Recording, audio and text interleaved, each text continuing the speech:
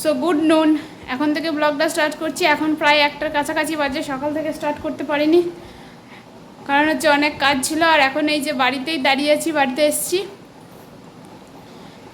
তো এই দিকটা কালকে দেখাই, দাঁড়াও। এই যে এই দিকটা কালকে মোটামুটি পরিষ্কার করেছি।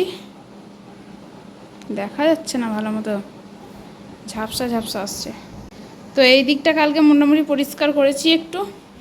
এই যে এখানটা পুরোটা পরিষ্কার করেছি। আর এই দিকটা এখনও কিছুই পরিষ্কার হয়নি। এই যে যেরকমকে সেরকম পড়ে আছে। আর এই পায়খানা বাথরুম যাওয়ার রাস্তাটা মোটামুটি একটুখানি পরিষ্কার করেছি। এই গলিটা, এই যে গলিটা একটুখানি পরিষ্কার করেছি। আর পায়খানা বাথরুমের ভেতরটা পরিষ্কার করেছি, টয়লেটের ভেতরটা পরিষ্কার করেছি।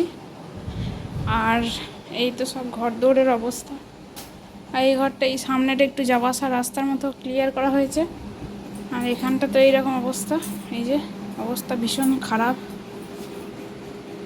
এইগুলো পরিষ্কার করতে এখন 2-4 দিন সময় লাগবে।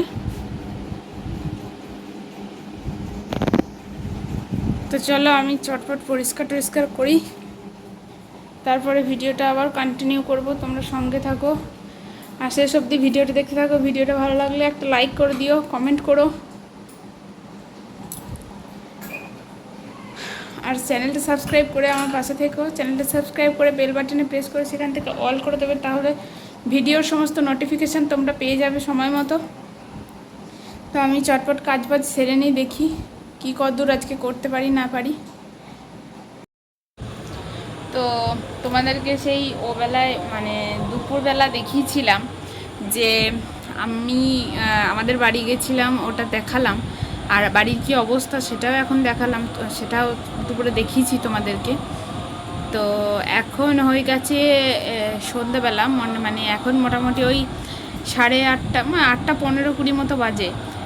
তো ছেলে এখানে নেই, ছেলে ওই ঘরে রয়েছে মাইমার কাছে। তো এখনও মামার বাড়িতেই আছি, দেখেই বুঝতে পারছো আশা করি।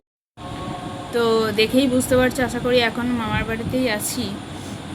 আমাদের ঘরে মোটামুটি একটা রুম মোটামুটি ক্লিয়ার হয়ে গেছে, পরিষ্কার পরিচ্ছন্ন করেছি। মানে আমরা যে রুমটা থাকি ওই রুমটা পরিষ্কার পরিচ্ছন্ন করেছি। আর কালকে তোমাদেরকে দেখাবো, কালকে আবার যাব বাড়িতে, তখন দেখাবো সকালের দিকে না, ওই জলখাবার খেয়ে তারপর যাই। ছেলেকে খাইয়ে টাইয়ে নিজে খেয়ে দিয়ে তারপর যাই। তো আর সারাদিন আর ব্লগ করতে পারিনি, কারণ বাড়ির থেকে এসে এখানে, তারপরে বাড়ি থেকে একদম স্নান টান করে এসেছিলাম। তারপরে এখানে এসে ছেলেকে খাওয়ালাম, নিজে খেলাম, তারপরে একটু রেস্ট নিলাম, ছেলেকে ঘুম পাড়ালাম। তারপরে এই উঠেছি অনেকক্ষণ, একটুখানি ঘুমিয়ে গেছিলাম। তো উঠেছি অনেকক্ষণ। আসলে আমাদের কদিন ধরে, মানে সেই যেদিন থেকে বন্যাটা হয়েছে সেদিন থেকে আমাদের ঘুম নেই কারোর।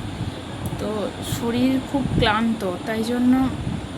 আর এত পরিশ্রম হচ্ছে এখন, মানে বন্যার জল ঘরে ঢোকা মানে কতটা পরিশ্রম হয়। ঘরটা পুরো কাদা কাদা হয়ে গেছে, নোংরা আবর্জনা সব ঢুকে গেছে। তো চলো, তো বুঝতেই পারছো ক্লান্তিটাও বেশি শরীরে, তাই জন্য কি করছি এখন, মানে যখনই শুচ্ছি খুব ঘুম পাচ্ছে। তো আজকে দুপুরবেলায় ঘুমিয়ে মোটামুটি একটু মানে ক্লান্তিটা একটু কেটেছে মনে হচ্ছে।